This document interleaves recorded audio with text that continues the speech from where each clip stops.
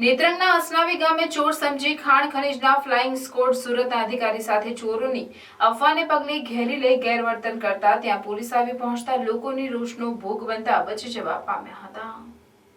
સમગ્ર પંથકમાં હાલ ચોરીની ગેંગ આવી છે એવો ડરના કારણે ગામે ગામ લોકો કોઈ પણ વ્યક્તિને ચોર સમજી પકડી તેની સાથે ગેરવર્તન કરતા હોય છે, ત્યારે કેટલાક કિસ્સામાં આવા લોકો નિર્દોષને પણ માર મારી લેતા હોય છે અને કાયદો હાથમાં લેતા હોય છે। પોલીસ દ્વારા પણ વારંવાર લોકોને સૂચનો કર્યા છે કે કોઈ પણ શંકાસ્પદ વ્યક્તિ જણાય તો પોલીસને જાણ કરવી, કાયદો હાથમાં લેવો નહીં।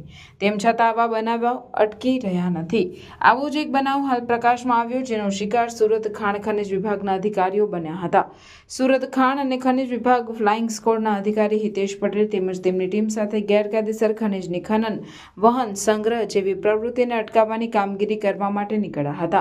ઝઘડિયા જીઆરડીસીથી ધારોલી થઈ ગામડાઓના રસ્તા નેત્રંગ જવા માટે અસનાવી ગામ આવતા ટોળાએ રોકતા તેઓને ઓળખાણ આપી આઈ કાર્ડ બતાવી અંદર યુનિફોર્મ પહેરેલું હોવા છતાં પણ લોકોએ અધિકારીઓને ચોર સમજી ઝઘડો કરી ગમે તેમ બોલતા વાતાવરણ ઉગ્ર થઈ ગયું હતું। ચોર સમજીને ભેગા થયેલ ટોળાએ ફ્લાઇંગ સ્કોડ સુરતના અધિકારીઓનો ઘેરાવ કરી તેઓને ચોર સમજીને મારવાની પેરવીમાં હતા। ત્યાં સ્થળ પર નેત્રંગ પોલીસ આવી જતા બચાવી લીધા હતા।